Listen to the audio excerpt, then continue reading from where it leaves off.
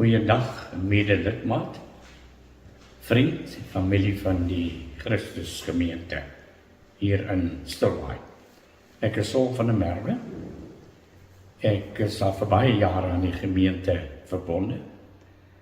Ek dien in die kerkraad van die gemeente en ek is ook lid van die bediening vir holistiese kleingroepe. Holistiese kleingroepe koördineer alle kleingroepe wat in die gemeente funksioneer.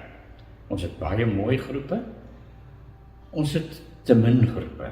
Die opname wat ons onlangs in die gemeente gedoen het vir ons getoon, daar is nog baie mense wat belangstel om in te skakel. Ons probleem, nie ons probleem nie, ons geleentheid wat ons het. Ons wil vreeslik graag meer leiers hê, want ons groepe kan gestig en gelei word deur leiers. Leiers voel huidig, soos ons ook gesien het in hierdie aanbieding van die Pinkster, soos Moses, wat voel ek is nie bevoegd genoeg om dit te doen nie, ek is nie die regte persoon nie, ek het nie tyd nie. Vriende, Jesus Christus het mooi met ons gepraat en vir ons gesê, moet dit nie 'n probleem sien nie. Ek self, die Heilige Gees, sal vir u afrond en vir die regte mens maak om die groep te lei of deel te wees van die groep en jou gawes aan te wend.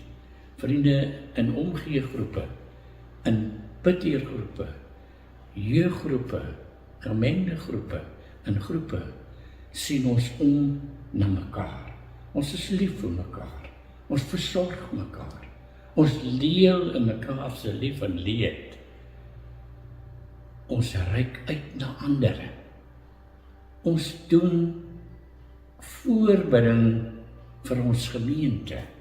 Ons leef vir Jesus Christus se opbou en uitbou van sy koninkryk. Maar vriende, ons kort regtig leiers om vir ons te help. Leiers wat twyfel dalk in hulle bekwaamheid en of hulle die regte persoon is. Moenie. Hierdie Pinkster het weer vir ons gewys. Jesus Christus en die Heilige Gees sal vir u bystaan en vir u hulp aanbied en gee om u werk te doen. Kom meld aan.